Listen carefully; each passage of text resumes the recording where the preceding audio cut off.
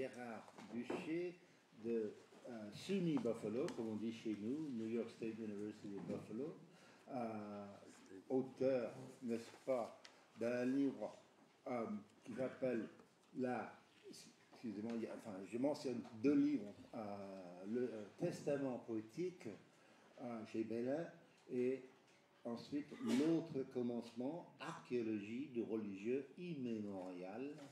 Il va nous parler de Gérard Derrida, le double impensé du sens et du sacré. Bon, j'entre de cette invitation, j'entre tout de suite très près. Oui, bon, je vais apporter voilà, le micro plus près. Nous sera-t-il donné de déceler les indices d'abord presque imperceptibles qui, de Girard à Derrida et réciproquement, nous permettront de remonter le fil ténu du sacré au phénomène et de la violence à la voix. Nous soupçonnons qu'il pourrait être question, à propos des deux grandes figures de la pensée contemporaine, de ces deux grandes figures, de l'étrange fêlure entre... Ça va mieux comme ça? L'étrange fêlure entre croyance et profanation qui rend essentiellement problématique dans l'épistémé moderne la corrélation entre la conscience morale et la conscience, entre éthique et vérité. Près d'un demi-siècle après le double choc, fut pour moi la lecture de La Voix et le phénomène et de La violence et le sacré, l'enjeu est bien de rééprouver d'abord les disparités, voire les incompatibilités foncières entre ces deux pensées, puis de pressentir en quoi ces difficultés ne pourront être levées que si nous sommes en mesure de les porter à leur point d'incandescence. Susciter un authentique dialogue entre la pensée de Girard et celle de Derrida ne peut, nous le pressentons, faire l'économie d'une remontée amont vers les origines de la pensée occidentale, c'est-à-dire la double césure grecque et judéo-chrétienne, puis vers l'expérience plus ancienne et pourtant proche de nous, de la parole et des dieux, de la parole et de Dieu. Nous évoquerons donc tour à tour l'œuvre de Derrida et de Girard, puis récursivement la place de l'impensé de l'autre en chacune de ces pensées et dans le contexte post-hegelien, ou hegelien tout simplement, que ces deux pensées n'auront jamais cessé de partager. Nous verrons alors en quoi cette enquête, qui a trait à l'apparition inaugurale de l'homme, ne peut manquer de prendre appui sur le récit paléo-anthropologique de nos origines.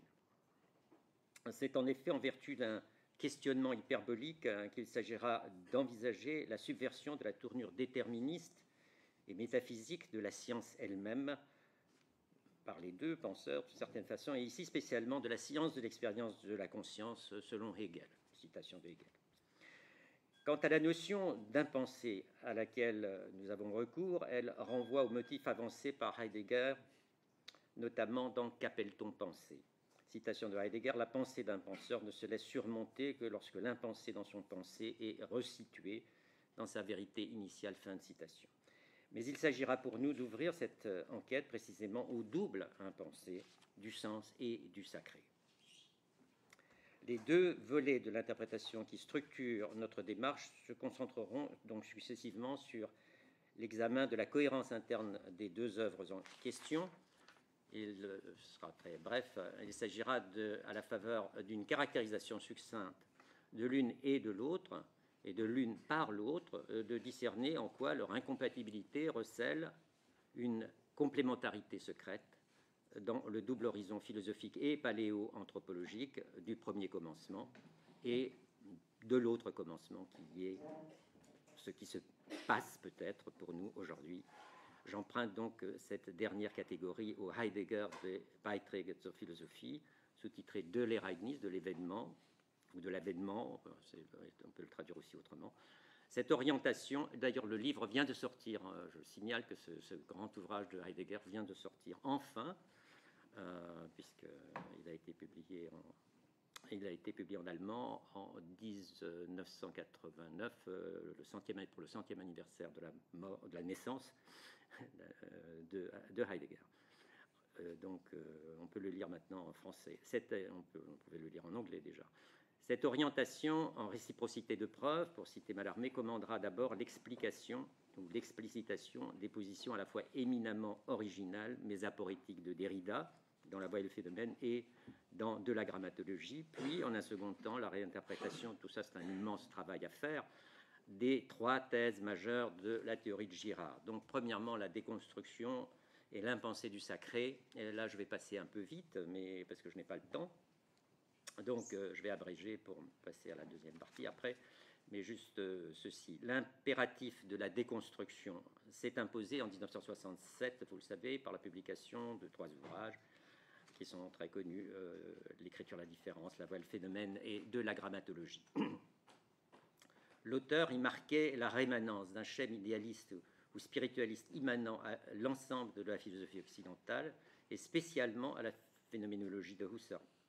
Il révélait ainsi en quoi l'impuissance à subvertir les arrière-mondes de Platon à Husserl et à Heidegger, y compris, avait pour contrepartie la défaillance de la métaphysique apparée à la crise, la crisis de l'humanité européenne, pour citer le titre du dernier ouvrage de Husserl, publié en 1954, mais rédigé avant sa mort, bien sûr, en 1935-36. L'enquête menée par Derrida dans La Voie et le phénomène eut en effet ceci d'audacieux qu'elle prenait plutôt à rebours la doctrine husserlienne de l'apparaître et de la signification, de l'apparaître de la signification, à partir de idéennes jusqu'aux méditations cartésiennes, et à partir d'une élucidation, comme vous le savez, dans la première des recherches logiques consacrée à la distinction entre expression Ausdruck, animation intentionnelle traduit par Derrida par vouloir dire, et indice Anzeige. Tout ça c'est très connu. L'auteur de La Voie et le phénomène radicalisait de la sorte la rupture réalisée 40 ans auparavant par Sein und Zeit. Mais là où Heidegger avait, par rapport à Husserl, où Heidegger avait ouvert la brèche d'une phénoménologie herméneutique par-delà les positions de Husserl, Derrida touchait directement à l'énigme de l'apparaître et du sens, c'est-à-dire à rien de moins qu'au sens de l'être, Sinn vom Sein, dans la formulation de Heidegger. Dans la perspective critique inaugurée par Derrida, force est en effet de constater que Heidegger n'avait pas seulement éludé la question de la métaphysique du signe, notamment dans les paragraphes 17 et 32 de Sein und Zeit, mais qu'il avait adopté les thèses il en avait adopté les thèses de Husserl dans Sein und Zeit. C'est curieusement ces références à Derrida ne les a jamais données, c'est-à-dire la complicité, on peut dire, de Heidegger avec Husserl à propos du signe. Ça n'a jamais été mis en débat, en quelque sorte, et c'est assez étrange. On sait que le projet d'élaborer une position critique cohérente par rapport à Heidegger a orienté par la suite l'œuvre de Derrida tout au cours de son parcours de pensée depuis De la grammatologie. On constate constamment une espèce de reprise, de réinterprétation, de remise en question de la pensée de Heidegger, à la différence de la pensée de Girard, qui reste, comme on l'a dit, rangée et exclue du dialogue. Donc, dans De la grammatologie, l'animal que donc je suis, en passant par Husserl et Gramé, de l'esprit, donner le temps, qui a été mentionné tout à l'heure, et Apori en particulier. En soulignant de la sorte la rémanence chez Husserl et chez Heidegger d'un ancrage spiritualiste et idéaliste impensé, Derrida visait surtout à éclairer le privilège exorbitant réservé par la métaphysique à la voix. C'est la thèse centrale, comme vous le savez, à la jointure du sensible et du suprasensible, de l'intériorité et de l'extériorité, du signifiant et du signifié, de la matière et de la forme, de la conscience et de l'inconscient. Or, ce phono-logocentrisme, immanent à la métaphysique de la présence, Derrida allait tout aussitôt en reconnaître l'expression la plus achevée chez Hegel dans sa conférence du 16 janvier 1968, Le Puits et la pyramide, et dans Glas par la suite. Dans l'ensemble de ces investigations, à la fois rigoureuses et rhapsodiques, c'est-à-dire selon une thématique variable, floue à certains égards, il conviendrait de le préciser, il est remarquable que le discours de l'auteur, donc de Derrida, oscille constamment, comme il le reconnaît lui-même, entre la critique et le commentaire à propos de Husserl, comme de Hegel et de Heidegger. Derrida était d'ailleurs parfaitement conscient du fait que son discours était aux prises non seulement avec l'impensé de la métaphysique, mais avec son impensable. Or, la déconstruction doit-elle se poursuivre indéfiniment, ou bien est-il possible de déchiffrer l'énigme de sa provenance et donc son rapport paradoxal à la création de l'autre? Je souligne les deux termes. Il est en tout cas exclu de résumer ici l'argumentation déridienne foisonnant dans les 4 ou 5 textes fondateurs de la déconstruction, et nous nous contenterons d'évoquer l'intrigue quadripartite, en un sens jamais pensé par Derrida, du signe, du temps, de l'image et du texte, qui confère au projet déridien précisément sa consistance singulière, son ouverture, eu égard à la phénoménologie. Il appelle ça la différence, la déconstruction de la phénoménologie, mais il y a une reprise aussi, d'un certain point de vue, qui n'est jamais reconnu. Donc là, je saute un passage, peut-être on pourra revenir dans les questions à propos de Derrida, et la lecture de Derrida qui sous-tend ma proposition. Je passe tout de suite à la deuxième partie qui concerne Girard, vraiment l'impensée ontothéologique du sens et du sacré. La pensée de René Girard occupe une place à part dans l'épistémé moderne, non seulement parce qu'elle mobilise plusieurs sciences relativement éloignées les unes des autres, l'éthologie, la psychologie, l'histoire des cultures et de l'anthropologie religieuse notamment, mais parce qu'elle n'a jamais fait secret de son ancrage judéo-chrétien. Pourtant, même si, comme Girard le revendique lui-même, le fait que, citation, tous ces livres, tous mes livres, dit-il, sont des apologies plus ou moins explicites du christianisme, il est surprenant que cette adhésion ait pris tardivement un tour dramatique, voire presque désespéré, en particulier dans H.V. Clausewitz, quand il dit mais il est peut-être trop tard, le christianisme historique et avec lui la société moderne ont échoué. La dénonciation par le Christ des mécanismes sacrificiels n'en finit pas d'irriter la violence. » Fin de citation. On sait que la théorie de Girard s'est imposée, à l'instar de celle de Derrida, dans les années 60-70, par la publication de 3 ouvrages importants, majeurs, Mensonges romantiques et vérité romanesque, La violence et le sacré, et Des choses cachées depuis la fondation du monde, sur une dizaine d'années. Nous suivrons cette chronologie qui coïncide avec l'exposition des 3 thèses qui confèrent sa facture à l'hypothèse gérardienne. Premièrement, donc je suis ce mouvement, qui est le mouvement du dévoilement en quelque sorte de la théorie gérardienne. Premièrement, l'incidence du mimétisme sur le comportement de l'animal et de l'homme. Deuxièmement, l'anthropologie primitive du sacrifice. Troisièmement, le privilège réservé à la Bible, et spécialement au christianisme, et en particulier au catholicisme. Nous marquerons pour chacune de ces orientations comment une accentuation anthropogénétique tierce, que j'appelle tierce, je vais l'expliquer, à la fois post-métaphysique et post-judéo-chrétienne, pourrait conférer une extension élargie à la dite hypothèse. Précisons que cette perspective tierce ne doit pas être conçue comme l'imposition à la pensée de Girard d'une lecture externe, mais comme le fruit de la réinterprétation intérieure de la teneur du champ épistémologique, philosophique et anthropologique d'ensemble que nous venons très très rapidement de circonscrire. C'est la situation dans laquelle se trouve l'épistémé aujourd'hui, en ce début du XXIe siècle. De fait, la présupposition d'une telle conception hyperbolique immanente à l'écart et à la complémentarité entre la phénoménologie et le religieux, c'est-à-dire entre la phénoménologie critiquée, transfigurée, transformée ou questionnée et le religieux, entre Derrida et Girard, a précisément guidé mon itinéraire depuis La vision et l'énigme, c'était le premier livre que j'ai publié en 1989, jusqu'à l'autre commencement qui a été mentionné, Archéologie du religieux immémorial, 2011. Et au travail auquel surtout que je me consacre à présent, au-delà de ce dernier volume. Il ne s'agira donc nullement de contester ou de minorer l'originalité de l'auteur de La violence et le sacré, mais à la faveur de l'exhumation des fondements religieux et philosophiques du sens et du sacré, d'ouvrir la brèche d'une vision transmétaphysique et trans-judéo-islamo-chrétienne de nos origines et de nos fins, au double sens du télos et de l'eschaton. Premier, donc les 3 volets. premier volet. Si l'innovation girardienne s'est imposée des mensonges romantiques et vérités romanesques, c'est en raison du caractère éminemment original de sa lecture comparative de plusieurs œuvres romanesques, comme vous le savez, majeures de la modernité. Paradoxalement, les raffinements et les angoisses de l'âme moderne traduisent, à l'instar de celle de Don Quichotte, mieux qu'à aucune époque antécédente, le fait que tout désir humain soit mu par les impulsions travesties de la bête de proie, la bête aux abois, qui ne fait qu'un.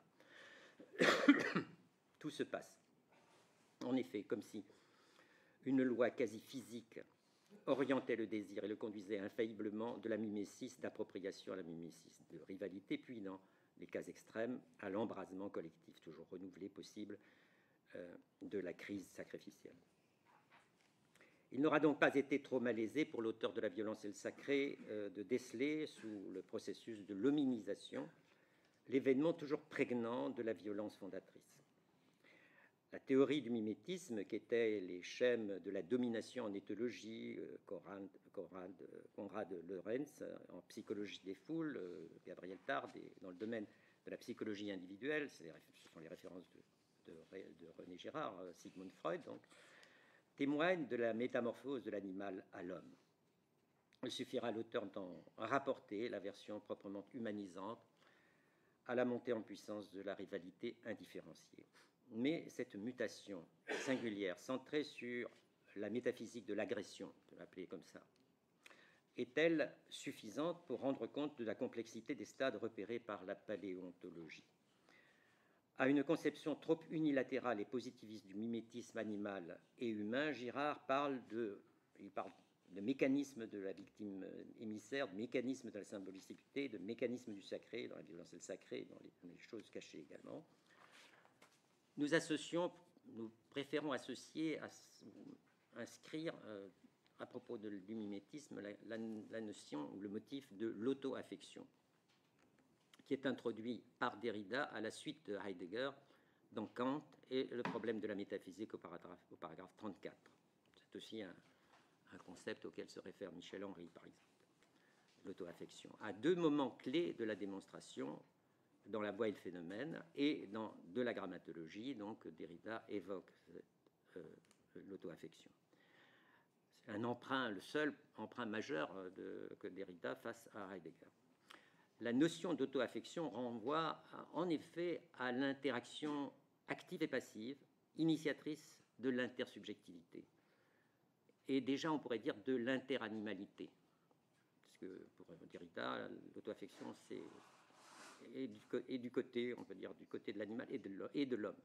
Et elle porte sur l'énigme de la déclosion de la conscience que Girard escamote systématiquement pour des raisons que nous devrons préciser. L'auto-affection a trait tant à l'oscillation paroxystique entre affliction et joie, terreur et extase, agression et compassion, et elle commande, au terme de la longue gestation proto-religieuse du se sentir individuel et collectif, l'irruption préhistorique foudroyante de la conscience de soi, de l'autre. C'est un peu une thèse. Cette cristallisation sui generis de l'explosion symbolique, ce que j'appelle l'explosion symbolique de la parole et de la mort, génère donc la déflagration de la voix et de l'image, la vision hallucinée du vivant, justement le fantôme, du vivant mort dans l'autre monde, et d'autre part l'horizon de la temporalisation inaugurale du temps originel et de l'ouverture du temps, de l'absence et de la présence, de la vie et de la mort. Ce surgissement de l'autre soi-même, de l'autre et de soi-même, transparaît en filigrane, nous l'avons suggéré, au cœur des enquêtes derridiennes, husserliennes et heideggeriennes, au cœur de la philosophie, on pourrait dire aussi de Hegel, et il se centre sur la déclosion de la voix, à la césure même de la nature et de la culture, de l'animal et de l'homme. Or, ce point énigmatique du surgissement de la voix et de la diffraction première du corps, de l'esprit et de l'âme au terme de la longue maturation psychosomatique et psychophysique de notre très lointain ancêtre préhistorique, coïncide précisément dans l'horizon de l'autre commencement avec la transformation épistémologique radicale des rapports entre philosophie et archéologie, ontologie et théologie. Heidegger, Derrida et Girard. Les deux moments pourraient venir en quelque sorte se chevaucher anachronologiquement. Pardon. Et pourrait se produire aujourd'hui, peut-être. Deuxième point. L'hypothèse de la crise sacrificielle telle qu'elle est exposée dans La violence et le sacré confère un rôle symbolique et culturel central à l'activité ritualisée, là ça a été mentionné tout à l'heure, de l'immolation d'une victime dans le monde primitif.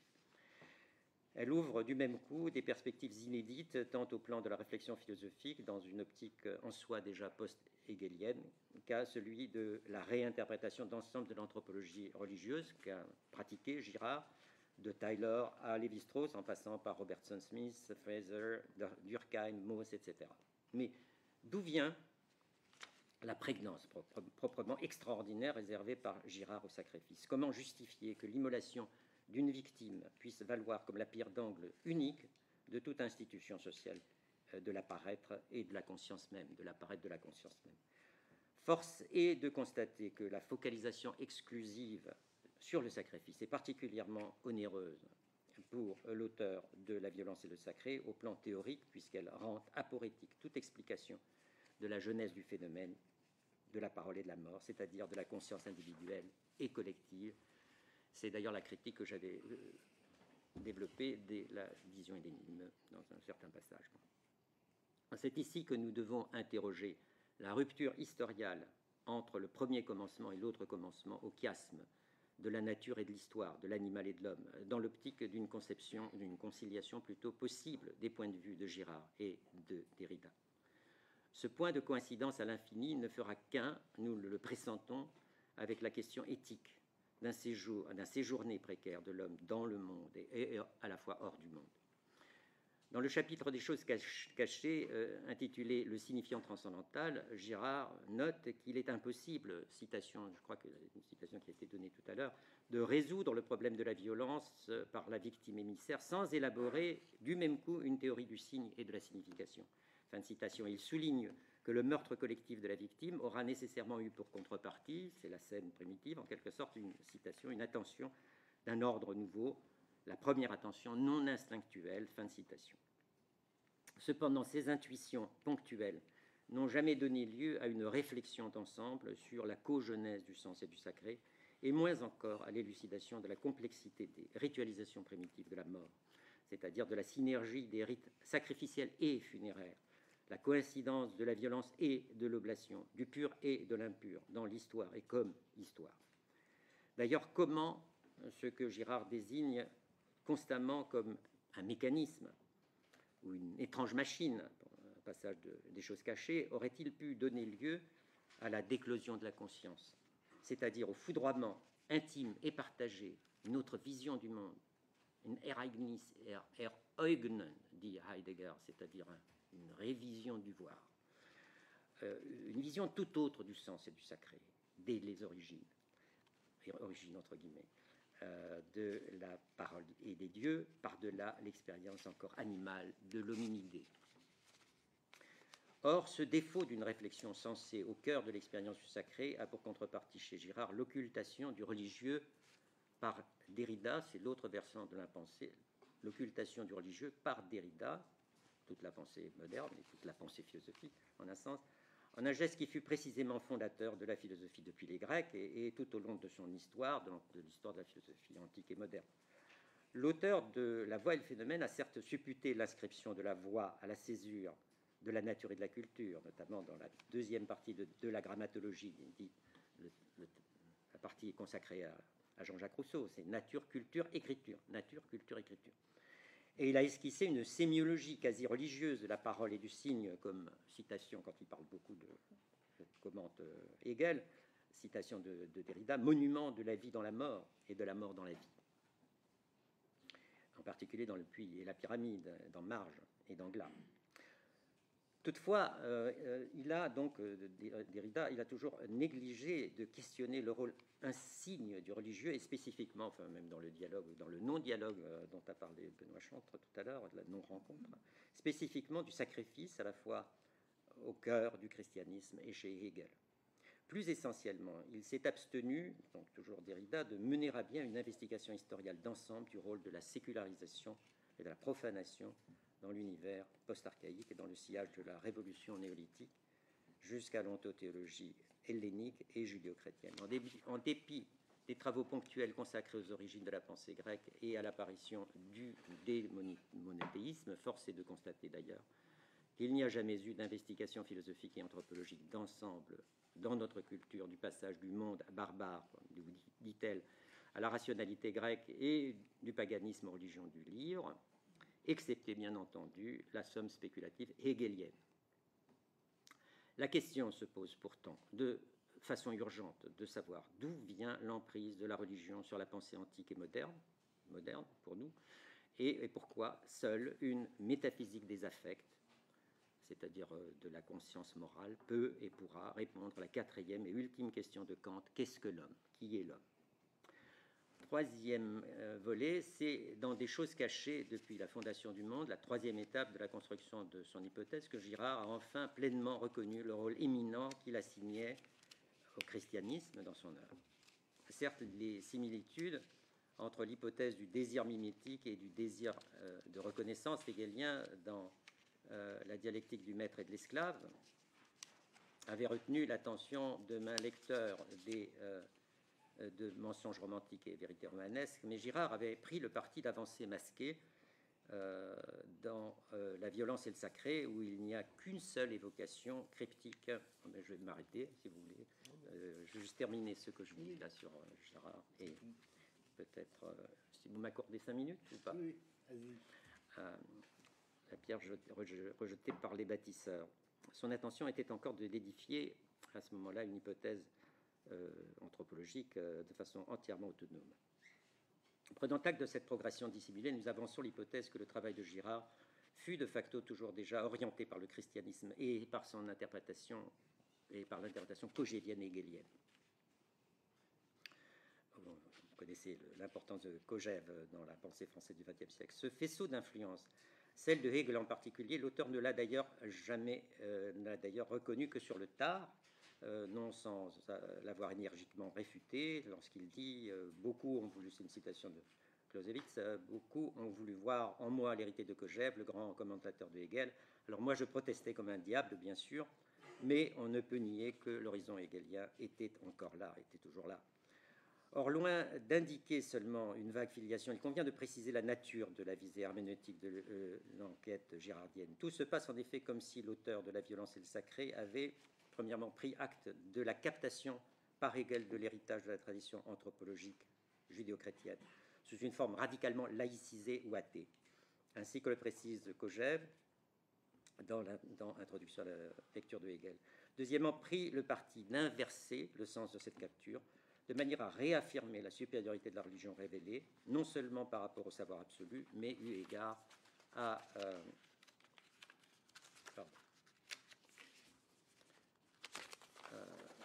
l'ensemble de la tradition occidentale depuis la rupture des temps modernes. Girard peut ainsi envelopper sa critique de Freud, Fraser, Lévi-Strauss, Derrida, c'est-à-dire l'ensemble de la modernité, peut être relevé, et on pourrait dire relevé aufgehoben par Girard sur un mode, on pourrait dire quasi hegelien. On peut observer, je saute aussi un peu, que Girard a entériné en premier temps la perspective hegelienne cogévienne du passage de l'animal à l'homme, en adoptant les thèses de l'autocréation de l'homme par l'homme, ces citations de Kojève, ou de la mort qui engendre l'homme dans la nature. Puis qu'il a exposé dans un deuxième temps la corrélation encore secrète entre le sacrifice du Christ et le drame de la naissance adamique de l'humanité primitive. C'est ainsi, dans un horizon entièrement original, on pourrait dire hegelien et paulinien, que Girard a pu pressentir que la voie tracée des mensonges romantiques et vérités romanesques conduisait au dénouement du mystère du meurtre de l'homme primordial nié par l'humanité entière depuis la fondation du monde. Et tout se présentait donc sous un jour absolument neuf. Si Hegel, Kojève avait admis la nécessité historique de la guerre, citation de Kojève, n'était-ce pas que son système répétait l'escamotage de la victime ancestrale révélée par le Christ? Tout n'était-il pas comme si Hegel avait porté au maximum, à son maximum d'intensité, la lecture sacrificielle du christianisme historique dont il est question dans Les choses cachées? et hisser du même coup au plan de l'universel l'occultation du crime primordial inscrit au cœur de l'humanité depuis les origines. Or, si tel est bien le cas, le dévoilement en notre temps du meurtre anthropogène plutôt, ou du seul acte, pour citer Mallarmé cette fois, un seul acte en soi surnaturel commis à la disposition de l'homme ou tué, fin de citation, ne doit-il pas bouleverser, cette prise de conscience, ne doit-elle pas bouleverser nos conceptions du passé, de l'avenir et réorienter notre destin? Réciproquement, le souffle de la rédemption relayé par Girard lui-même n'a-t-il pas pour mission de contester la lutte hegelienne sanglante du pur prestige au nom du silence des victimes et de briser la prétention du savoir absolu? Il est remarquable que le geste de Girard renouvelait en l'occurrence à plus d'un siècle de distance celui de la contestation par Kierkegaard de la scène hegelienne. Je vais sauter là sur ce passage-là, sur le rapport Kierkegaard-Girard, face à l'occultation hegelienne de la dimension éthique du sacrifice, ce qui est limité à une vie naturelle et poussé au-delà, donc, c'est une citation de Hegel. Toute l'innovation de Girard a consisté à élucider le lien d'identité de différence postulé par saint Paul entre l'humanité adamique et le Christ, donc une espèce de reprise d'un mythe fondateur du judéo-christianisme et dans sa lecture paulinienne. Mais là où le mythe de la chute rapportait la faute d'Adam à la seule transgression de l'interdit qui fait entrer avec le péché la mort dans le monde, citation de saint Paul, Girard souligne le sens non sacrificiel du sacrifice du Christ. Et comme vous le savez, lecture non sacrificielle du texte évangélique. Peut-être je vais m'arrêter là. Merci.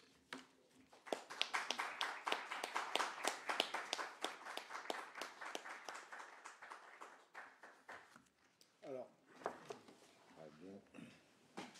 Merci, Gérard. Nous passons maintenant la parole à Eric Hans, professeur émérite de français à UCLA, l'Université de Californie, Los Angeles. Non, pas encore émérite. Excusez-moi, pas encore émérite.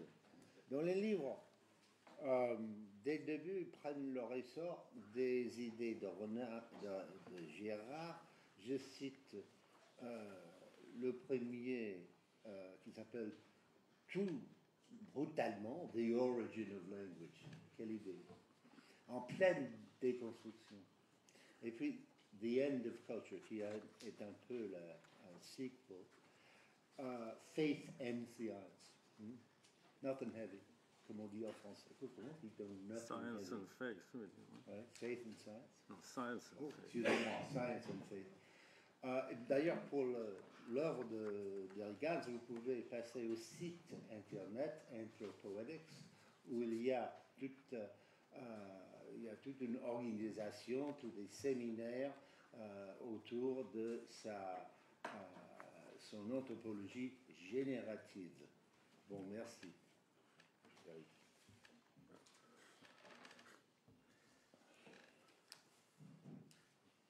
Ben, j'espère que vous m'entendez bien. Là. Oui, c'est clair. J'ai deux ou trois choses à dire peut-être avant d'entamer mon petit discours qui est relativement court, je pense.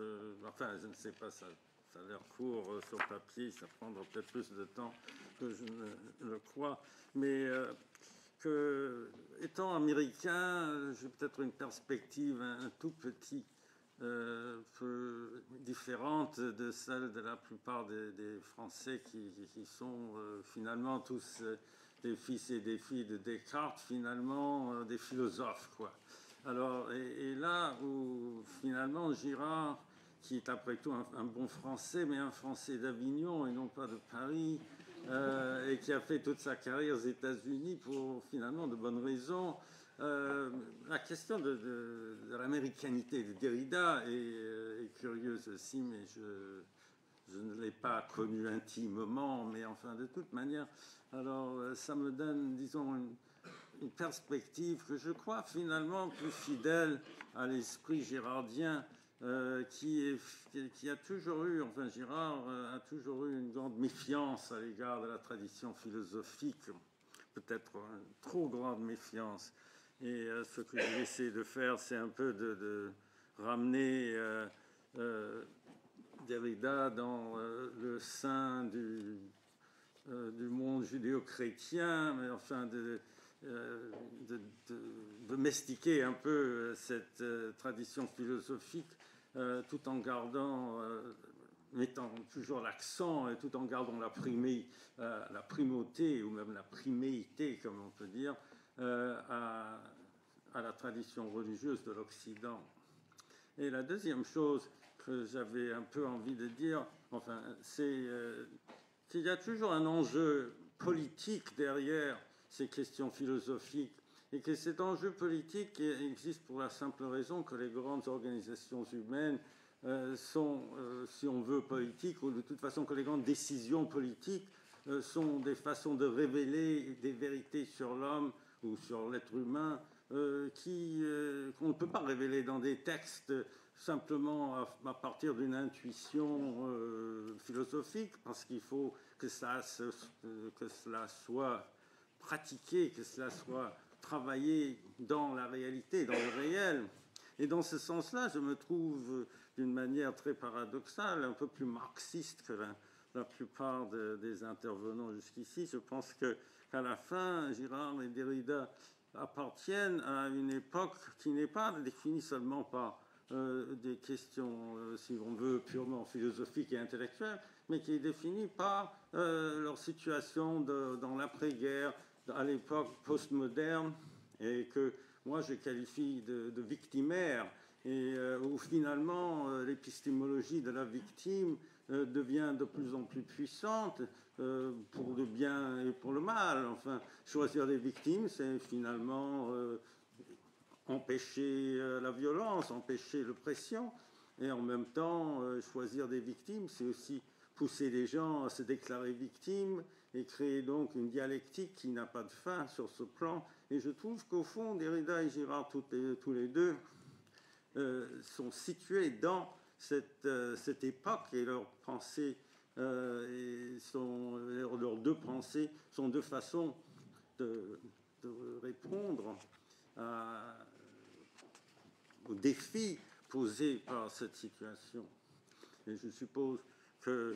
Et la troisième chose, c'est que finalement, les idées que je présente ici ne sont pas tellement nouvelles. J'avoue que je n'ai pas relu mon Derrida pour un peu essayer de repenser, au moins de repenser en profondeur des choses que j'ai déjà écrites et publiées ailleurs, mais j'essaie quand même de situer Derrida et le rapport entre Derrida et l'anthropologie générative dans un contexte un tout petit peu différent. Et de toute façon, pour la plupart d'entre vous qui ne connaissent pas mes idées sur l'anthropologie générative, j'espère que je vais dire quelque chose d'un tout petit peu nouveau. Alors bon, maintenant je commence le discours officiel qui s'appelle « L'anthropologie générative comme grammatologie ».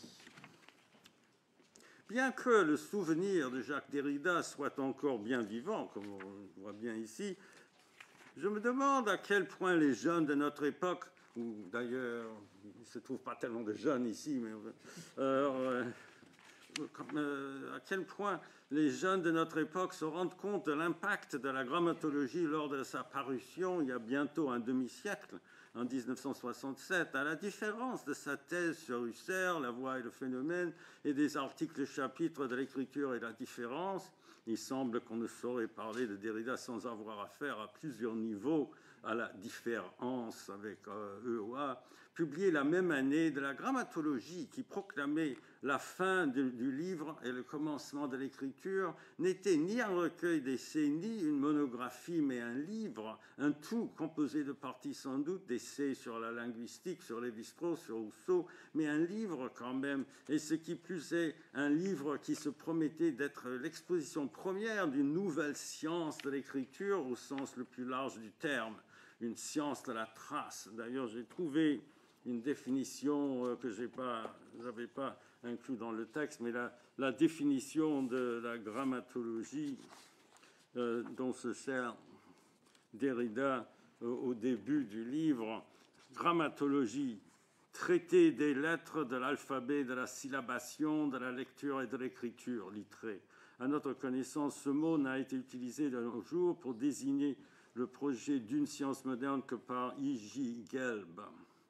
Et voilà, mais donc il donne une définition technique de la grammatologie qui n'est pas du tout son propos, bien entendu. C'est une façon de parler d'une autre, de l'écriture sur un plan très différent. Une science déridienne ne serait sûrement pas une science comme les autres, mais nous n'avons pas, comme dans l'univers pervers de la déconstruction, à jouer avec les mots, de la même façon dont j'ai trouvé bon de convertir la différence déridienne, pur néant intellectuel, à l'intérieur d'un paradigme où Derrida n'a jamais songé à chercher la trace d'un acte manqué dans le monde réel, en le retardement d'une violence mimétique bien girardienne. Je pense que nous pouvons aussi bien comprendre la science paradoxale de la grammatologie comme autre chose qu'un néant paradoxal, en fait comme une intuition qui correspondrait d'assez près à notre propre science anthropologique, science humaine au sens fort du terme, science du paradoxe plutôt que paradoxe lui-même. La grammatologie, correctement comprise, serait en fin de compte ce que j'appelle l'anthropologie générative. Quel est en fait l'enjeu de cette science de l'écriture ou de l'inscription? C'est la compréhension de l'humain à partir de la conservation de la trace. Le signe, conçu comme la trace d'un acte qui crée ou remarque une différence au moyen d'une différence, deferral, comme on dit en anglais, hésitation qui n'est pas seulement un retardement, mais qui ouvre un néant sartrien. D'ailleurs, ça, c'est l'élément capital qu'on ne souligne pas assez parce que Sartre n'est pas à la mode, mais c'est ce néant sartrien qui est ouvert par la différence, par le delay, le deferral, néant où l'esprit humain n'est plus régi par ses instincts, mais où il est capable de penser le lien entre le signe et ce qu'il représente, ce qui est toute mystification heideggerienne mise à part, la seule façon de penser. D'où proviendrait donc ce lien entre l'écriture et enfin, je ne sais même plus que le mot lien dans mon texte. Là, mais ah oui, le lien entre le signe et ce qu'il représente. D'où proviendrait-il donc ce lien entre le signe et le signifiant, le signifié, si vous voulez. C'est une question dont la réponse n'est pas accessible à la pensée déconstructive, qui ne peut théoriser que l'hésitation qui sépare signifiant et signifié à l'intérieur d'un paradigme déjà constitué. Mais nous ne devrions pas hésiter nous-mêmes à affirmer que ce lien dérive de l'hésitation même, qu'il s'agit de la différence, de la violence conflictuelle, mimétique, car l'hésitation à l'intérieur d'un paradigme n'est compréhensible comme acte réel, anthropologique, voire anthropogénétique, qu'en tant qu'hésitation à agir là où il y aurait un danger également réel. Et justement, la définition la plus simple de l'homme, et qu'il est une définition en moi, mais enfin, je trouve que c'est quand même la définition la plus simple de l'homme ou de l'être humain, parce qu'il ne faut pas exclure les femmes. Quand même. La définition la plus simple de l'homme, c'est que c'est l'animal, le seul, qui, du fait de son intelligence mimétique élevée, pose un plus grand danger à lui-même que ne le fait la nature. Je pense que c'est une assez bonne définition de l'humain. On a plus peur de nous autres que peur de la nature. La nature peut, bien entendu, nous faire beaucoup de mal, mais les autres hommes peuvent en faire beaucoup plus. Y aurait-il donc un lien, une parenté ontologique entre l'inscription linguistique et la conservation des traces qui caractérisent les structures anti-anthropiques construites par la nature ? Nous pouvons sans doute nous passer de parler des structures relativement peu complexes et encore édifiées par la nature non ou pré-organique. Mais la vie, l'ADN n'est-il pas un code qui permettrait justement la transmission de messages complexes d'une génération à l'autre ? Dans un passage dont la positivité se laisse discerner à travers les précautions dictées par la prudence philosophique, Derrida nous laisse entrevoir bien plus explicitement que dans les chapitres qui portent en fait ce titre, ce qui aurait pu être une grammatologie comme science positive. Il s'agit d'une discussion de la fameuse leçon d'écriture de Lévi-Strauss, où il est question du rapport entre la naissance des systèmes d'écriture, au sens étroit, et la puissance hiérarchique. Il s'agit d'un rare, peut-être unique, hein, je ne connais pas, comme M. Vinolo a fait remarquer, que personne ne connaît toute l'œuvre de Derrida, mais moi encore moins que la plupart, mais il s'agit quand même d'un passage que je crois unique de l'œuvre de Derrida, où il se sert du mot différé dans un sens quasiment girardien. Et je cite Derrida. On sait depuis longtemps, c'est une assez longue citation, on sait depuis longtemps que le pouvoir de l'écriture aux mains d'un petit nombre, d'une caste ou d'une classe a toujours été contemporain de la hiérarchisation, nous dirons de la différence politique, à la fois distinction des groupes, des classes et des niveaux de pouvoir économico-technico-politique et délégation de l'autorité, puissance différée, abandonnée à un organe de capitalisation. Ce phénomène se produit dès le seuil de la sédentarisation avec la constitution de stocks à l'origine des sociétés agricoles, c'est l'accumulation primitive. Toute cette structure apparaît dès qu'une société commence à vivre comme société, c'est-à-dire dès l'origine de la vie en général. Alors il ne dit pas la vie humaine, il dit de la vie en général. Quand, à des niveaux forts hétérogènes d'organisation et de complexité, il est possible de différer la présence, c'est-à-dire la dépense ou la consommation, et d'organiser la production, c'est-à-dire la réserve en général. Donc différer la présence, ici, ce n'est pas comme dans ces discussions philosophiques de la présence, si on veut, mythique, c'est différer dans le sens réel de remettre à plus tard, d'accumuler avant de dépenser. Et d'organiser la production, c'est-à-dire la réserve en général. Cela se produit bien avant l'apparition de l'écriture au sens étroit, mais il est vrai, et on ne peut le négliger, que l'apparition de certains systèmes d'écriture il y a 3 ou 4 000 ans est un saut extraordinaire, et encore, il emploie ce même terme, dans l'histoire de la vie. C'est là où je vois... J'ai une fois proposé ça à Jean-Luc Nancy, il y a 30 ans, quand il était en visite à UCLA. Alors, comme d'habitude, les philosophes français me prennent pour un imbécile. Alors, il a compris que cette question, c'était le fait que je n'avais pas fait philo en France, j'avais un simple doctorat américain. Mais quand même, je trouve qu'il y a quand même une toute petite tentation ici, que Derrida, bien sûr, est trop intelligent pour pousser trop loin, de faire une sorte d'histoire, je ne dirais pas hegélienne, mais une sorte d'histoire de l'univers à partir de la rétention de la trace et de la conservation de la trace. Et c'est pour ça qu'il dit l'histoire de la vie et non pas de la vie humaine ou simplement l'histoire humaine. J'espère que vous n'attribuerez pas à une obsession personnelle l'observation que cette puissance différée de l'autorité dans l'univers de l'écriture n'est qu'un succédané de la différence du geste appropriation, si vous connaissez l'anthropologie générative, le geste d'appropriation qui conduit à l'émission du signe dans notre scène originaire. La seule différence, mais elle est bien sûr capitale, c'est que Derrida, tout en voulant situer l'écriture au sens large, au début de l'humanité, voire à celui de la vie même, ne peut comprendre son accumulation d'une réserve de puissance que dans le cadre de la hiérarchie sociale, comme si les hommes avaient dû attendre l'émergence d'un homme asymétriquement supérieur aux autres pour faire la connaissance d'un sujet asymétriquement supérieur aux autres, qui serait donc une divinité. Alors qu'au contraire, cette hiérarchie du centre par rapport à la périphérie doit exister dès la naissance de l'homme dans notre rapport au sacré et au langage. C'est ce que Derrida semble deviner inconsciemment sans pouvoir le faire entrer dans son système post-métaphysique qui renie avec Dieu toute notion non mythique du centre.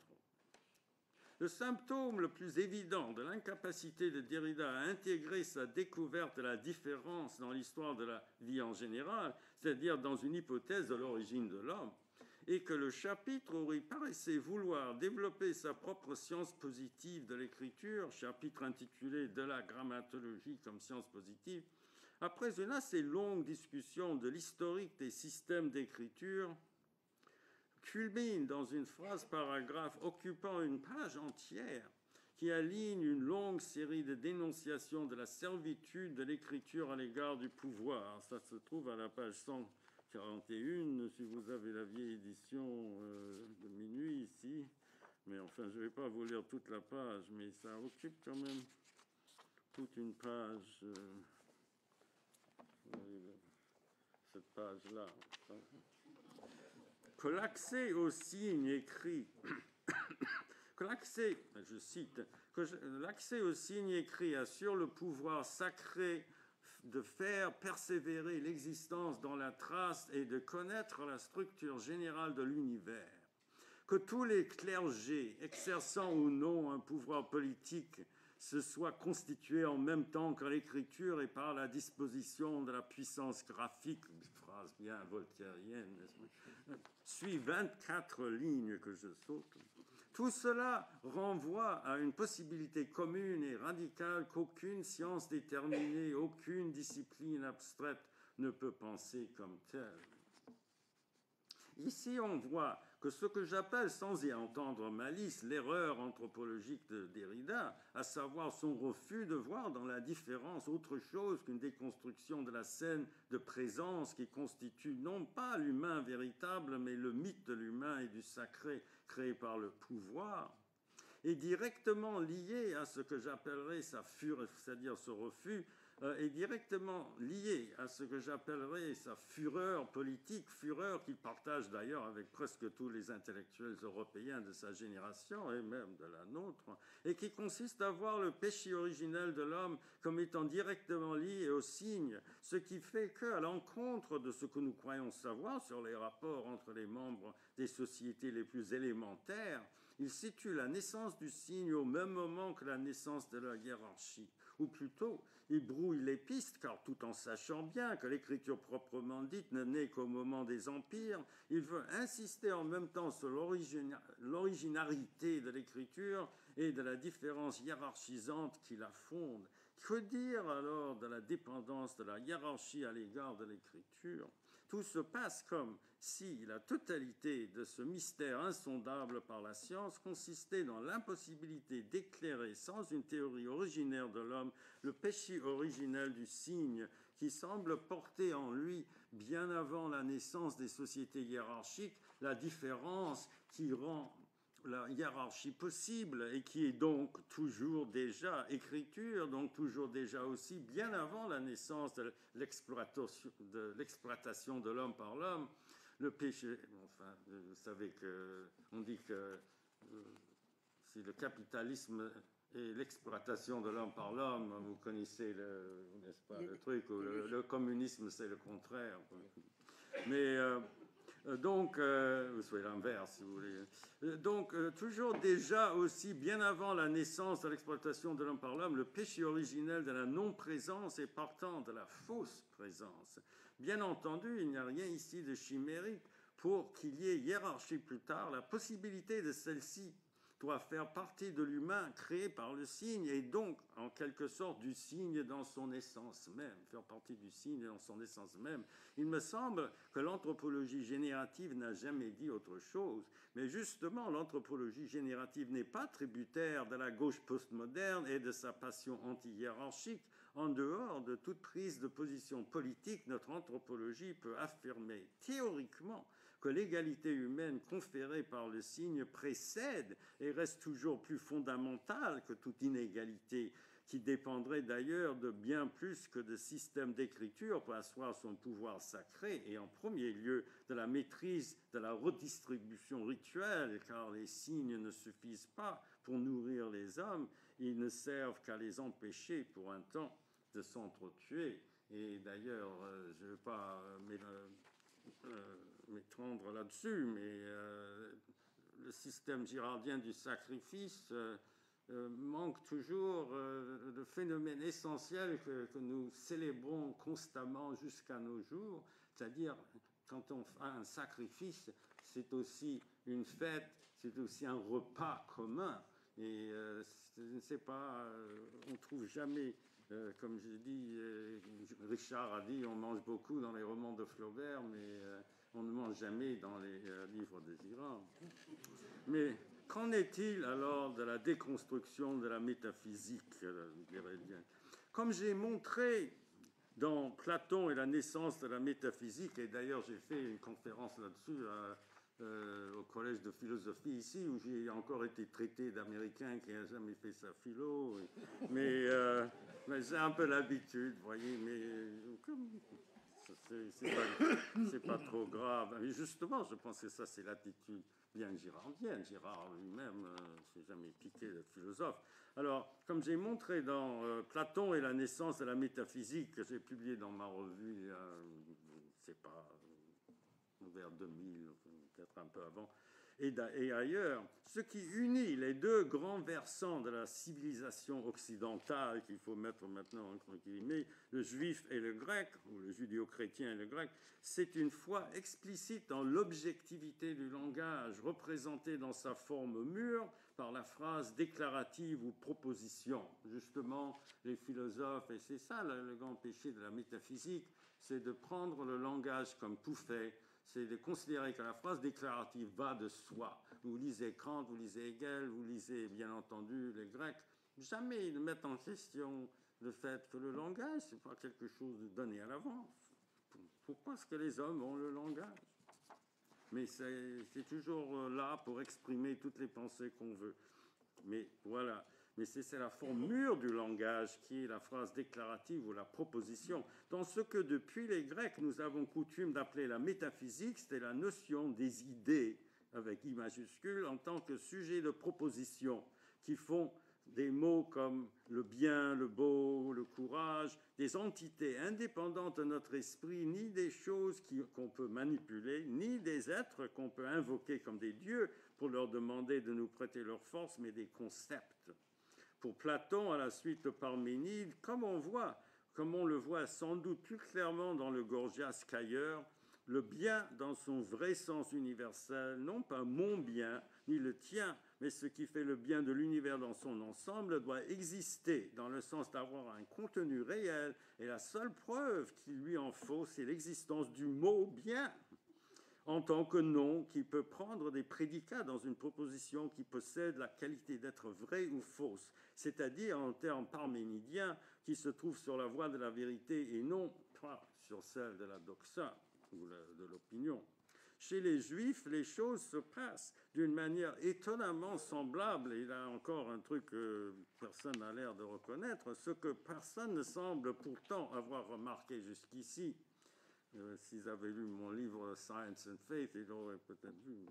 Lorsque Moïse se trouve en Exode 3 devant le fameux buisson ardent et qu'il demande le nom de Dieu qui lui parle, Dieu lui répond « Eyer, Asher Eyer, je suis ou serai ce que je suis ou serai », c'est-à-dire qu'à la place du nom qu'on lui supplie de fournir, et je remarque que langue plus philosophique que l'anglais, le français unit en un seul mot les deux sens qui ne font qu'un finalement, des mots noun and name, n'est-ce pas? Parce que le mot nom en anglais, nom, il faut traduire par deux mots différents, n'est-ce pas? My name is Eric Hans, but the book is a noun. Mais en français, c'est le même mot, n'est-ce pas? C'est nom. Il donne une phrase, alors à la place de ce nom, il donne une phrase déclarative, une phrase qui implique être ce qu'on est. C'est le privilège unique de Dieu, que lui seul peut le dire sans embâche, et que si nous voulons et pouvons le dire du tout, c'est parce que son acte de création nous a octroyé ce privilège, plus précisément celui d'utiliser le langage. Car, et ce n'est pas tout à fait une évidence, une tautologie, sans langage, personne ne pourrait dire « je », devenir soi-même un sujet susceptible de recevoir des prédicats. La différence entre les découvertes juives et grecques de la centralité de la proposition dans la composition fondamentalement différée, non instantanée et théorisée dans la différence d'iridienne, c'est que dans la culture juive, la source de la liberté, et bien entendu à la suite de la culture chrétienne, la source la source de la liberté qui nous permet de dire que nous sommes ce que nous sommes et aussi de parler du beau et du bien reste là où elle a toujours été, dans le centre de la scène humaine, lieu central qui porte le nom de Dieu, ou plutôt ce qui portait ce nom, et d'autres noms encore, enfin Zeus, jusqu'à ce qu'un certain peuple découvre qu'en fait Dieu n'a pas de nom, que nous ne pouvons pas l'appeler, qu'il est ce qu'il est, et que toute abréviation de cette phrase dont nous serons tentés de nous servir pour l'appeler est tout simplement interdite, car on sait que les Juifs, même les mauvais Juifs comme moi, ne prononcent jamais le nom de Dieu. Yahvé n'est pas un vocable de la langue hébraïque. Or, à un certain niveau d'ironie, on trouverait bizarre que de nos deux protagonistes, Girard et Derrida, ce soit le chrétien et non le juif qui se révèle être le meilleur gardien de la grande vérité vétérotestamentaire, alors que le juif est celui qui, tout en déconstruisant la métaphysique, c'est-à-dire la pensée grecque, en tant que source de la pensée, ne voit qu'elle. À mon sens, la plus grande contribution de René Girard à la pensée occidentale n'est pas d'avoir mis en avant la mimésis, mais d'avoir compris que des deux courants qui ensemble forment l'âme occidentale, c'est le courant juif qui est le plus authentique, le plus profond et qui a seul permis aux Grecs de se répandre sur tout un continent et à la longue sur la planète entière. Si Girard m'a appris une chose, c'est de me méfier de la tradition philosophique et de retrouver dans la grande tradition littéraire de l'Occident les vérités qui se trouvaient d'abord dans la Bible, car c'est là qu'on rencontre plus clairement qu'ailleurs la vérité originaire de la violence et de la défense unique que l'homme a érigée contre celle-ci, à savoir la culture, la représentation, le langage, la religion. Les phrases déclaratives qui sont signes de paix ne viennent pas, comme semblent le croire les philosophes, toutes seules. Elles viennent du centre de la scène où la violence se concentre en se détachant des hommes, le centre qui, pour être nommé, devrait, et c'est la grande découverte juive, se nommer lui-même du non-non, construction elle-même quelque peu Derrida, de Dieu, le non-non de Dieu, Ehyeh Asher Ehyeh. Comme Seth Sanders le démontre dans The Invention of Hebrew, qui est paru à l'Université d'Illinois en 2009, enfin l'invention de l'hébreu, il n'y a pas besoin de traduire, enfin l'invention de l'hébreu, comme Seth Sanders l'a démontré par une découverte historique très pertinente à notre propos, dans le monde hébraïque, l'écriture alphabétique, loin d'être l'instrument d'une domination autoritaire, fut plutôt celui d'une libération proto-démocratique qui s'opposait au nom de la loi divine, et à travers un alphabétisme beaucoup plus élevé que dans les autres sociétés de l'époque, à toute tyrannie et à toute hiérarchie permanente, c'est-à-dire dans notre vocabulaire en soulignant la priorité de l'élément non hiérarchique, de la priméité ou firstness, qui est la qualité du judaïsme par rapport au monothéisme, et qui m'a incité à faire ce que je fais en ce moment, une étude de l'antisémitisme. La grammatologie qui se présente comme la théorie et l'historique de la rétention de la trace devrait donc souligner avant tout la différence libératrice du livre sacré. Mais ne nous éternisons pas en lamentation à l'égard de Derrida, malgré la perversité de son inversion du retardement, c'est-à-dire différence en violence, il a quand même saisi dans la différence qui ouvre le langage à la non-présence le phénomène humain essentiel, phénomène que Girard, lui, n'arrive pas à théoriser. Et il n'est pas faux non plus que la présence absolue. Ah, bon, enfin, c'est une sorte d'applaudissement, là. Je sens que c'est Dieu qui communique son accord avec ma pensée. Je suis très... Merci. Merci, Seigneur, de ce signe d'approbation. Où est-ce que j'étais? Et cette paix, mais ne nous éternisons pas, oui, c'est ça. Et il n'est pas faux non plus que la présence absolue, c'est-à-dire dénoncée par Derrida, soit purement mythique. Sauf que cette présence, qu'elle soit projetée sur Dieu ou qu'elle émane de lui, c'est-à-dire est-ce que l'homme a créé Dieu, est-ce que Dieu a créé l'homme, cette présence est indispensable à la constitution de l'humain, car c'est elle qui permet l'instauration de la paix entre les êtres mimétiques que nous sommes. Et cette paix, elle la crée non pas en concentrant l'humain dans un moment présent où tous se trouvent dans un enfer serrés les uns contre les autres, mais au contraire, en ouvrant un espace, le fameux néant sartrien, mais qui se trouve au centre de la scène de représentation plutôt que dans notre cerveau. L'enfer, c'est les autres sans doute, mais là où Dieu se trouve au centre, les hommes sont espacés, terme très girardien, enfin, les hommes sont espacés les uns par rapport aux autres dans la configuration qui nous a inspiré plutôt que l'idée de l'enfer, celle du paradis. Finalement, en faisant abstraction de Derrida, en quoi donc l'anthropologie générative est-elle une grammatologie? Je pense qu'elle l'est justement dans la mesure où celle de Derrida lui-même ne fut jamais véritablement une science positive. Nous avons remarqué quand même chez le grand Jacques une tentation vers une histoire de la vie à la Hegel, où la trace évoluerait depuis l'origine de l'univers à travers les structures atomiques, puis en faisant un grand saut dans le codage de l'ADN pour finir dans le langage humain et les systèmes de représentation qui en dépendent. Mais Derrida fut assez prudent pour ne pas se laisser entraîner, comme on aurait pu le faire un Baudrillard, par exemple, à réécrire l'histoire du monde. L'anthropologie générative n'a jamais été tentée non plus d'écrire l'histoire du monde, mais même si j'ai pu m'aventurer à repérer certaines esthétiques qui ont marqué le parcours de notre civilisation, encore plus ou moins occidentale, et peu ou prou, penser, c'est écrire une sorte d'histoire du monde, car si notre pensée n'explique pas l'essentiel de ce qui se pense, à quoi bon l'édifier? Mais il s'agit de formuler une science de l'histoire dont la positivité serait entièrement rétrospective. On doit pouvoir expliquer le passé et expliquer en même temps comment ce passé ne nous laisse pas prévoir l'avenir.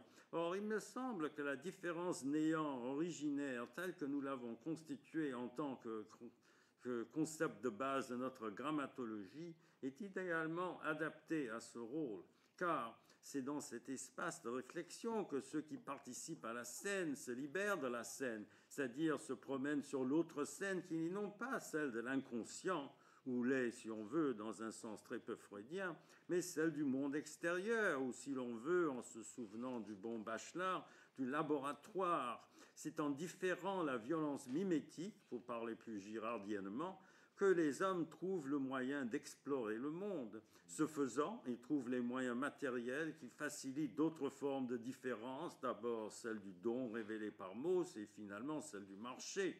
Je dis finalement, tout en sachant que, comme l'a toujours affirmé mon vieil ami Doug Collins, les Français ne comprendront jamais la créativité indépassable du marché, mais je suis ici parmi des Français d'un genre exceptionnel. Or, il est évident qu'on ne saurait à la fois théoriser la liberté et prévoir les produits de cette liberté. L'histoire humaine n'est pas linéaire, mais dans la mesure où elle a un sens toujours provisoire, comme le spectre de la bombe iranienne, parmi d'autres signes apocalyptiques, nous en fait ressouvenir, elle tend vers un nombre toujours plus grand de degrés de liberté. Mais sans tenter de prédire ce que cette liberté va nous apporter, notre grammatologie peut fournir une configuration, la scène de la représentation, au sein de laquelle cette différence a et aura lieu, et où elle exprime esthétiquement, où elle s'exprime esthétiquement pour nous permettre de la comprendre au niveau de l'éthique, du jugement moral situé. Ici, une petite parenthèse. La grande différence entre Girard et Derrida, et en général la différence entre Girard et French Thought, c'est que Girard est vraiment un penseur positif dans le bon sens du terme. Il insiste peut-être un tout petit peu trop dans la violence et le sacré, mais il veut expliquer le monde. Il ne veut pas trouver des raisons pour lesquelles on ne peut jamais expliquer le monde. Différer, justement, pour Derrida, ce qui manque de la différence, c'est l'aspect justement créateur, l'aspect qui permet de créer dans cet espace de liberté alors que ce n'est pas juste une façon de remettre la solution qu'on ne trouve jamais. Bien sûr, on ne trouve jamais cette solution-là, mais on trouve, je ne sais pas, comment construire des téléphones, des smartphones, et comment aller dans la Lune. Enfin, on découvre, on crée un espace où justement les hommes peuvent fonctionner ensemble pour créer de nouvelles idées.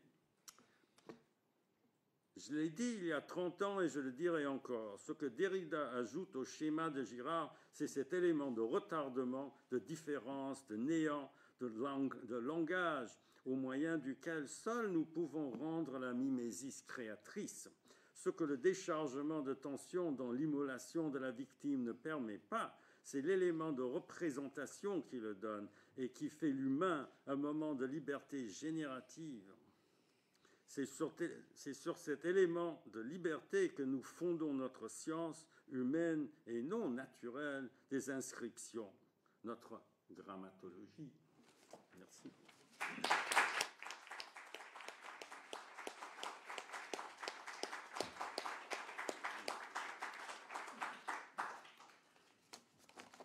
Bon, nous avons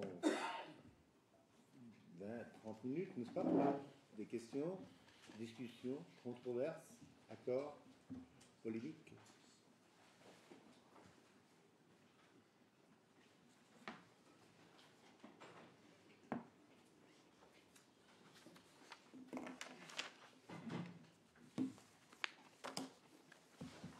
Il va y en avoir simplement, il faut évidemment une question pour M.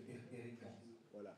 Et surtout sur la différence des conséquences politiques de la pensée de René Girard et de la pensée de Derrida. La différence, quoi? Qu'est-ce que vous devez dire? Oui, je reprends.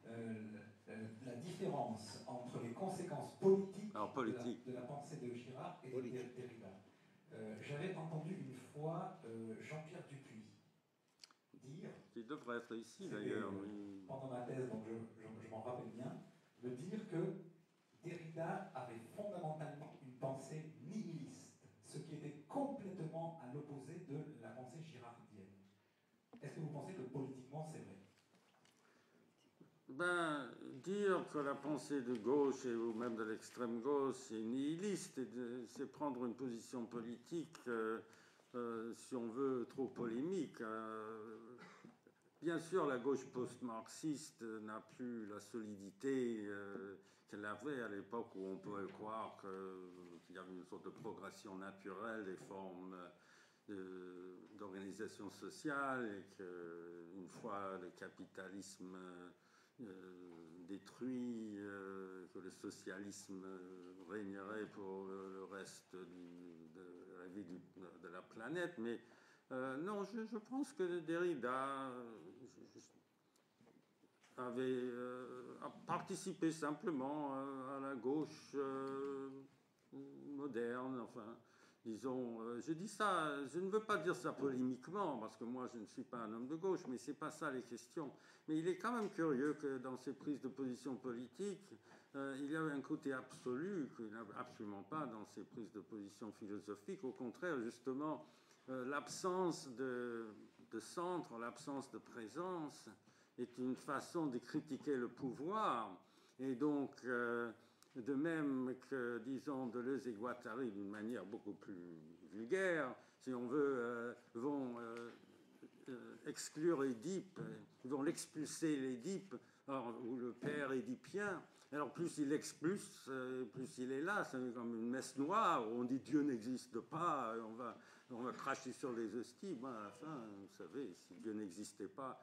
Alors, mais il y a un côté chez Derrida beaucoup plus subtil où c'est un peu la même chose. Alors on déconstruit le centre, c'est un acte de subversion politique.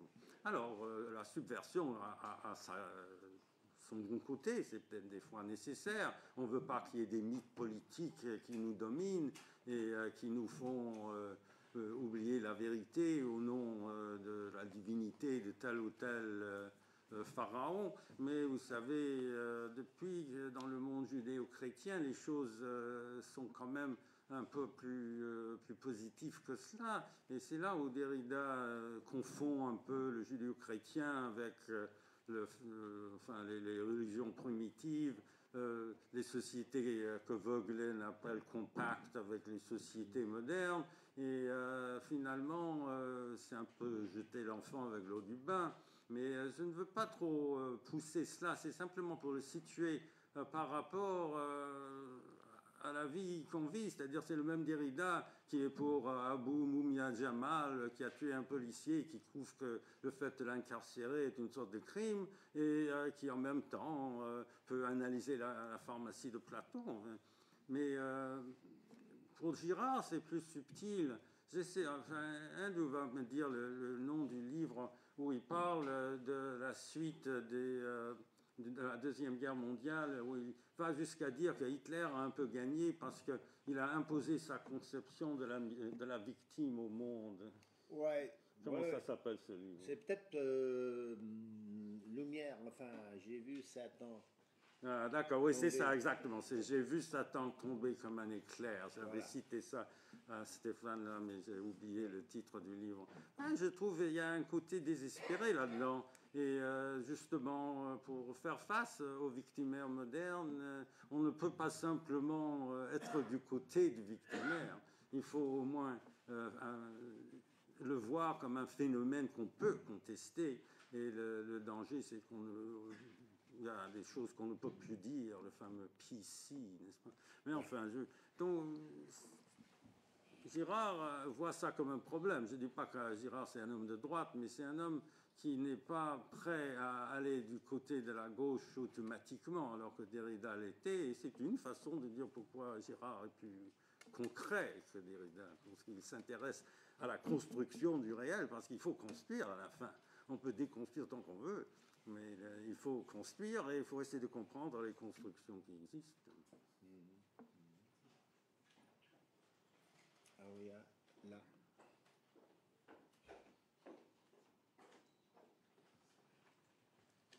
Je repensais au passage donc de topique de Lévi-Strauss pour la violence de l'écriture, l'apparition de l'écriture comme violence, qui a été commenté par Derrida au sujet de cette ligne, parce que je me souviens bien, Lévi-Strauss rappelle au fond une figure d'homme sans écriture qui imite l'anthropologue en faisant des lignes qu'on ne comprend pas et qui font office de domination. C'est la lecture de Lévi-Strauss. Et Derrida s'oppose à cette imitation particulière, mais moi je ne connais pas l'anthropologie générative, mais vous avez parlé de geste d'appropriation du signe, et là il y a une lecture du dessin n'avait pas de sens, de celui qui imitait, en fait, de l'homme sans écriture qui imitait une écriture mais sous forme de dessin, parce que ça rappelait en plus l'ensemble de signes qui était pratiqué par lui. Et donc Derrida lui-même, d'une certaine manière, évacuait la question d'un certain dessin originaire de la violence de l'écriture. Je ne sais pas comment vous articulez les deux. Et par ailleurs, en ce qui concerne l'aspect peut-être nihiliste, tout simplement déconstructif de Derrida en matière de politique, on connaît ses engagements quand même dans beaucoup d'aspects de la vie publique et internationale, contre l'apartheid notamment, et puis aussi l'hospitalité internationale pour les écrivains, dans l'authenticité. Il y a une volonté quand même d'engagement à gauche, et d'ailleurs qui était de plus en plus fort à la fin de sa vie, mais une gauche tout à fait démocratique et ouverte, qui n'était pas, je crois, une absence de perspective, pure et simple. On parlait bien que Derrida a une analyse salvatrice, mais au fond sans perspective, puisque sa conception de la messianicité sans messianisme, c'est bien une ouverture politique, véritablement, qui est offerte dans sa lecture de Spectre de Marx, qui lui ferait une réponse peut-être à l'antisémitative qui existerait entre Derrida et ça m'a intéressé aussi cette intervention sur l'imitation possible dans une hantise cryptée entre Derrida et Girard. Justement, j'ai dit que Derrida n'était pas nihiliste et que justement la gauche a de bons réflexes. La gauche, c'est pas le mal.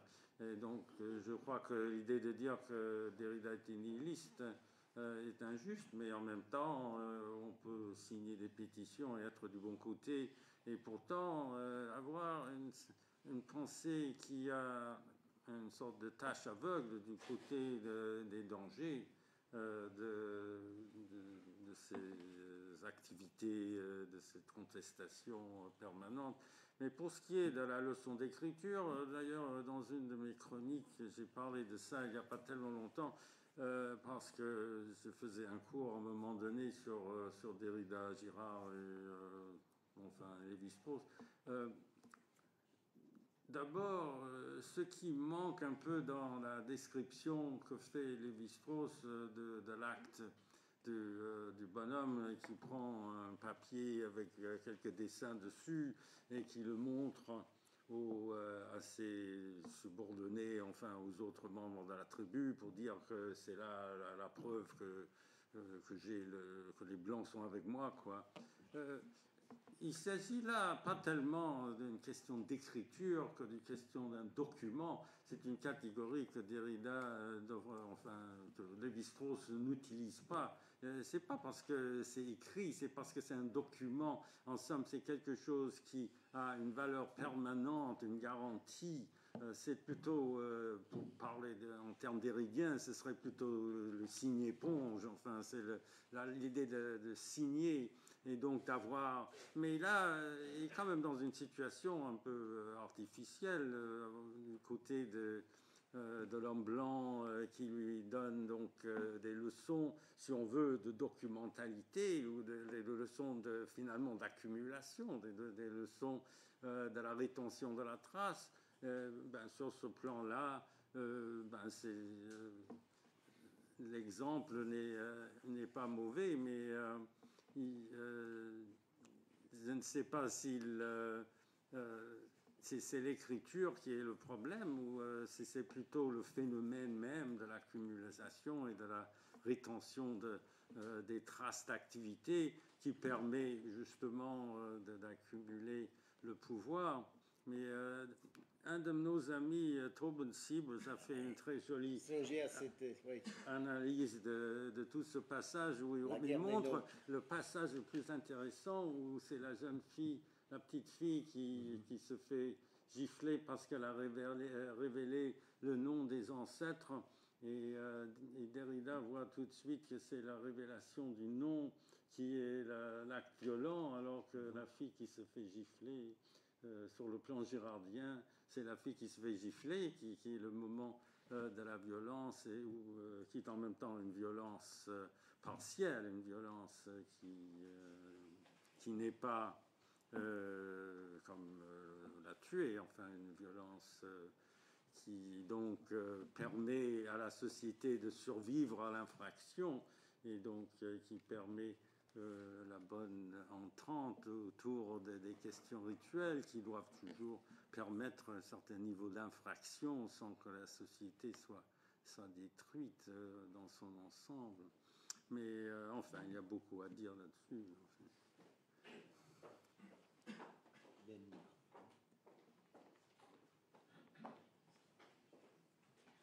Oui, je voudrais poser une question à Gérard Buchet, que nous n'avons pas encore entendu dans le jeu des questions-réponses, en le remerciant, comme je remercie aussi Eric pour son très bel exposé. Je me demande, je suis très, très sensible à votre fidélité au geste girardien. Vous avez accompagné Girard dans ses années décisives, de 69 à 72, où il rédigeait La violence et le sacré. Votre travail d'anthropogénèse, en quelque sorte, s'inscrit dans le sien. Votre mouvement de pensée vise à achever le mouvement girardien en remontant en deçà du grand récit girardien, dont vous dites à juste titre et critiquez que la clé de voûte est trop sacrificielle. Est-ce que, en remontant en deçà de ce grand récit, en critiquant cette présence excessive du sacrifice, vous ne perdez pas une autre clé décisive du système girardien qui est la mimésis, sur laquelle Éric Gans a beaucoup insisté. J'entends par là que Girard n'a jamais dit que l'origine était sacrificielle, au sens où le sacrifice est une institution. Girard a toujours fait une distinction très claire entre mécanisme victimaire et institution du sacrifice. Donc d'autres hypothèses sont possibles, non sacrificielles. On peut très bien imaginer que des sociétés, puisque c'est vers celles-ci que vous vous dirigez, que vous réfléchissez, paléolithiques, qui ont manifestement sûrement pratiqué violences collectives très concrètes, n'ont pas pour autant pratiqué le sacrifice. Nous sommes par exemple un petit groupe de Girardiens aujourd'hui, Marc Anspach, Jean-Pierre Dupuis, James Allison, Wolfgang Palaver et moi-même, en train de travailler avec Jan Roder, l'archéologue de Châtellerault-Huyuk, et nous rendons compte que sur ce site de 7004 avant Jésus-Christ, il n'y a manifestement pas de traces sacrificielles au sens d'une institution du sacrifice, mais qu'il y a violence et violence concrète. Et surtout, nous nous demandons si on ne peut pas déconstruire un peu à notre tour le récit girardien en mettant des prohibitions manifestement très fortes avant le sacrifice. Et l'intérêt de travailler sur cette période qui précède la sédentarisation et la construction des premières villes, c'est précisément de pouvoir se situer en amont de ces pratiques strictement sacrificielles. Où là, nous voyons bien que les prohibitions ne sont pas ce qui vient après le sacrifice, comme Girard va souvent laisser entendre, crise sacrificielle, puis institution de sacrifice, puis prohibition rituelle, etc., puis institution. Mais que les prohibitions pouvaient tout à fait être une autre manière non sacrificielle de gérer les violences collectives par des processus d'évitement, en quelque sorte. Ce qui expliquerait les comportements des petites sociétés peu nombreuses du Paléolithique. Je vous remercie de cette question.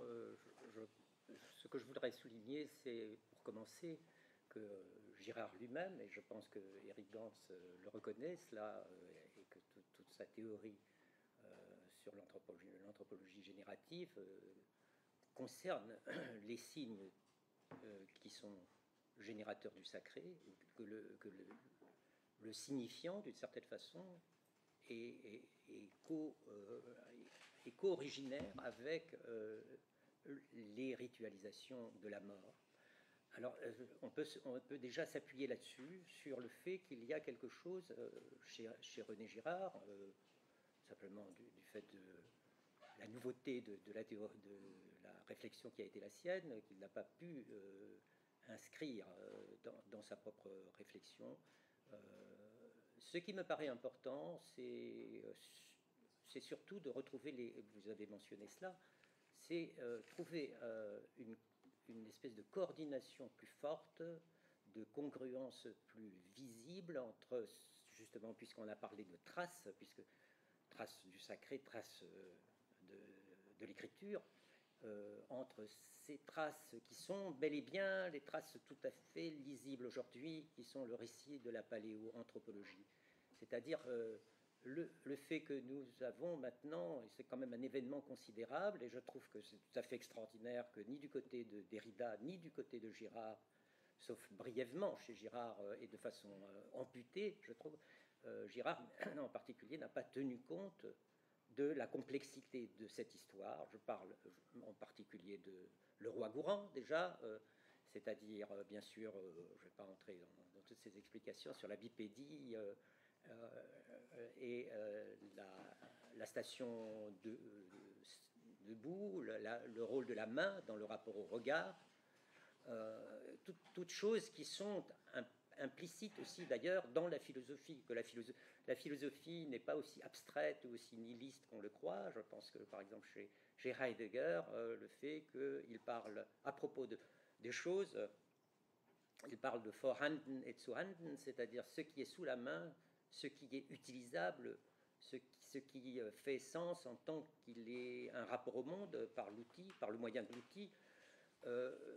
Toute cette longue histoire de l'humanité, on ne peut pas simplement l'ignorer. Justement, la philosophie a eu tendance à le faire, et d'une certaine manière, peut-être Derrida a répété ce geste, mais Girard également l'a fait. Je trouve qu'il faut que les choses soient conciliables d'une certaine façon. Ce qui m'a toujours retenu d'aller directement vers la théorie girardienne, c'est cela, principalement. L'autre question tout à fait essentielle, je ne sais pas si j'ai répondu à cette espèce de nécessité d'une archéologie, oui, du religieux, qui est aussi une archéologie du sens et du sacré, c'est-à-dire quelque chose qui va beaucoup plus loin que tous les exemples qu'on donne, qui sont pour moi post-archaïques, comme par exemple Châtellerault-Huyuk, c'est lié au néolithique, alors qu'il faut remonter vraiment aux origines de l'humanité, c'est-à-dire à ce qui a fait que l'homme est devenu parlant, un être parlant, conscient, moral. Donc, Ça, c'est un aspect tout à fait important. L'autre chose, je trouve qu'il est urgent, il est urgent d'essayer de tenir compte, c'est de sortir du clivage dans lequel, de la schizophrénie, dans lequel on oppose la philosophie à l'anthropologie. Je trouve qu'il faut qu'il y ait une conciliation philosophico-anthropologique. Après tout, le grand philosophe qui était Kant a quand même postulé une quatrième question critique fondamentale, qu'est-ce que l'homme? Et je trouve que l'accumulation de ce qui s'est passé à travers Hegel, à travers Nietzsche, les réflexions nietzschéennes, à travers la phénoménologie, dans ses variantes, dans sa difficulté, dans sa tentative d'aller vers les choses elles-mêmes, et pas justement vers les abstractions. C'est le leitmotiv de Husserl. Et je pense l'extraordinaire travail de Heidegger, qui est difficile à lire peut-être, mais qui est tout aussi important vraiment dans le rapport entre, par exemple, pour comprendre Derrida, la relecture de Heidegger est tout à fait fondamentale dans les rapports à la violence et à toutes ces questions. Je trouve que c'est cet héritage qui est le nôtre aujourd'hui. Et donc, moi, ce qui m'importe, c'est de tenir, d'embrasser, de tenter d'embrasser cet impossible qui est ce très large éventail des choses et des questions. Voilà, une question là.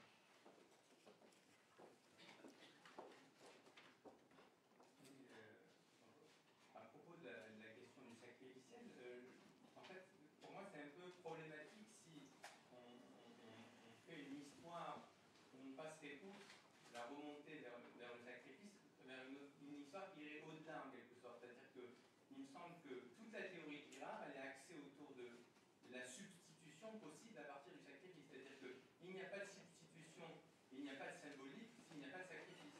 Et donc, cette économie du sacrifice dans le système girardien me paraît être problématique parce que c'est comme si on devait expliquer à partir de là la naissance du symbolique à partir d'une non-substitution, puisque c'est bien ça qu'il s'agit d'expliquer. Il s'agit d'expliquer que le sacrifice est une première substitution à un premier meurtre, etc.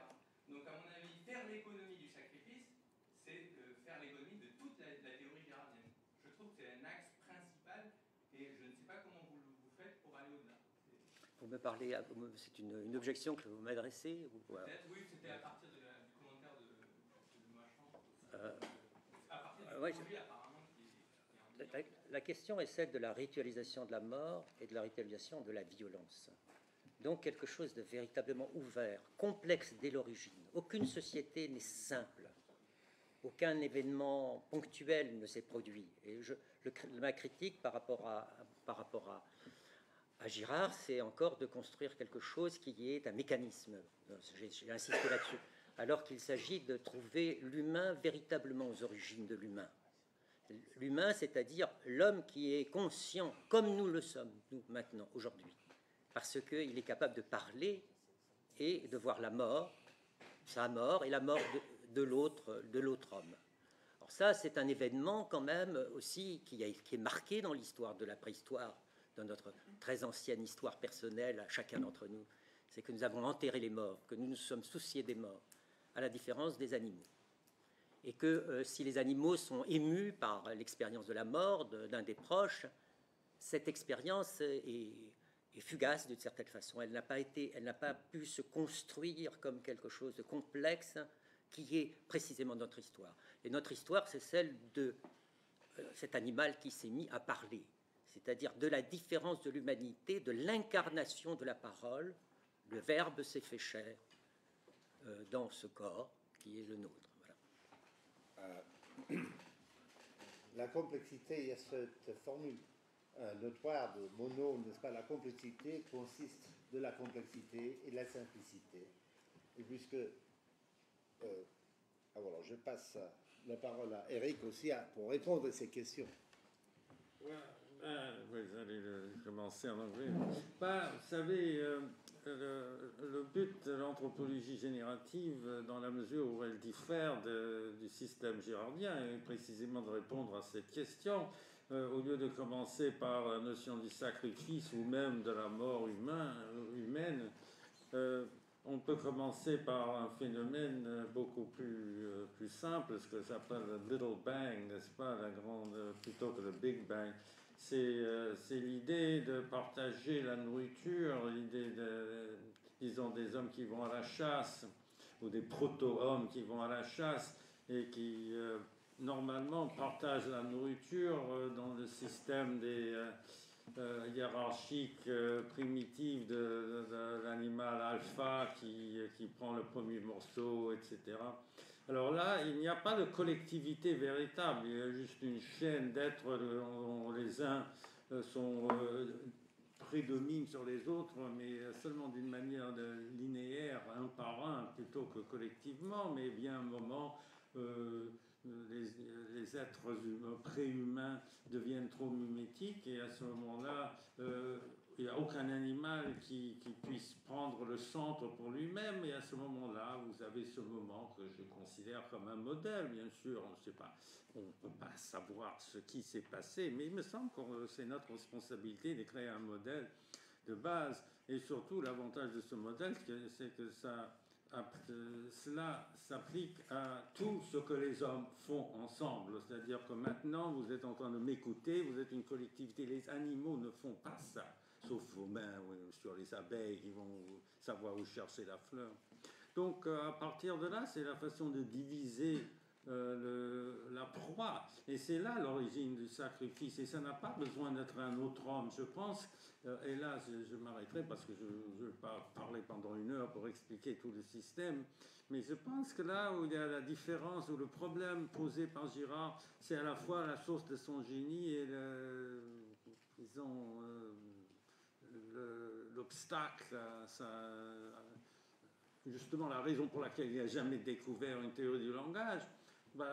Parce que le Christ, c'est déjà le Logos est déjà incarné dans le Christ, et c'est lui le modèle. Au fond, c'est Jésus qui est le modèle de l'être sacrificiel, et il a appliqué à l'ensemble des cultures humaines, et trouvé donc ce mécanisme qui serait donc à l'origine de toute société humaine et que Jésus aurait révélé.